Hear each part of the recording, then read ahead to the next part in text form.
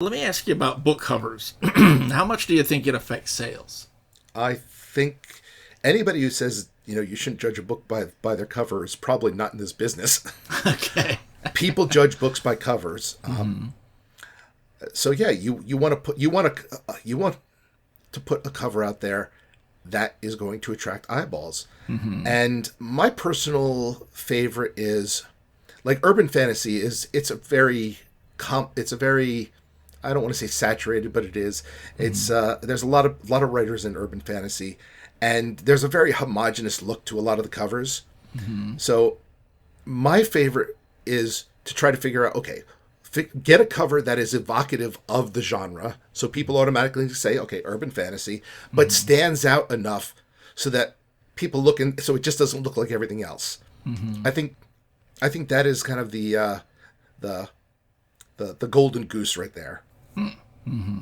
Okay. What about book titles? What advice do you have for people about book titles, or do you even agonize over them? I don't agonize over them. I know a lot of authors, they kind of do kind of very keyword heavy titles. Like you go out there and there's a ton of titles along the lines of like, hey, the magical vampire, the vampire who does magic, vampires versus magic. Okay. A lot of people do that, and I think it does work. I think it does work to a degree for them.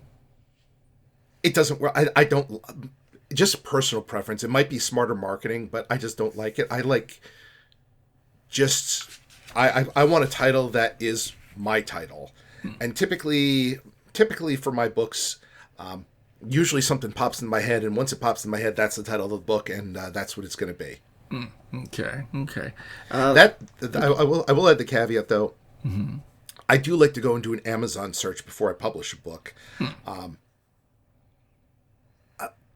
It'll probably sound kind of like a little elitist to say this. If a major big selling author has the same title, I'll probably just like step away and like not use it. So for example, one of my books I wanted to call The Witching Hour, but Anne Rice obviously has a big selling book in that, and I was just like, nah, I don't want to play that. If it's kind of a just a book off in the corner of Amazon, I got to be honest, I'm not going to worry too much about that then. Okay. Yeah, titles they're not copyrightable. No. So I mean, although technically they are trademarkable, but very few people go the extra mile to trademark a title.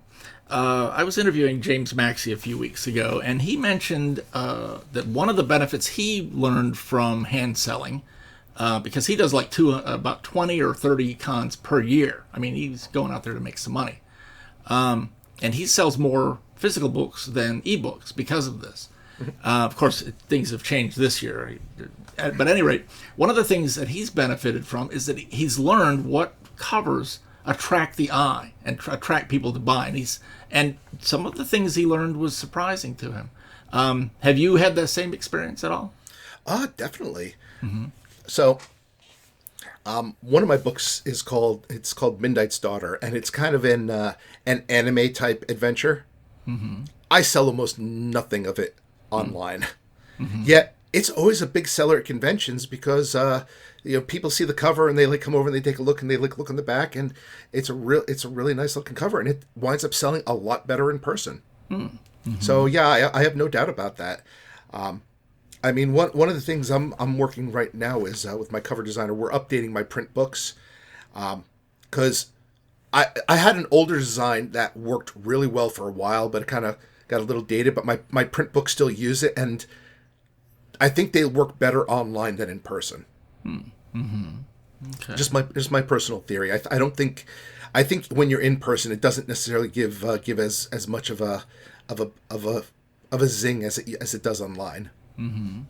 Another thing James mentioned was that periodically, and he didn't know how long, maybe every 3 or 4 years, you need to refresh your book covers. Very few books survive or sell well forever with the same book cover. Is that your take too? Yeah, I tend to agree. Rebranding a long series, like my Tome of Bill series, there's 11 books in it, and I've rebranded it twice.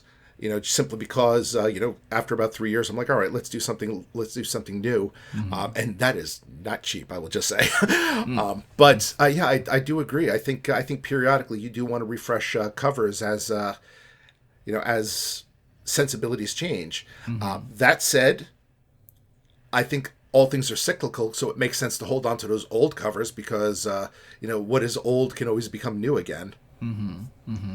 Yeah, my take is I've noticed that even just the fonts can go through stylistic changes over time.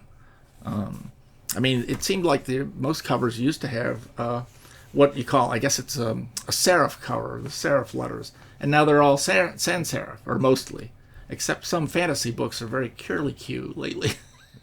Oh, yeah, well, yeah, a good cover designer, a good cover designer is not just like somebody who knows how to Photoshop. They know their fonts.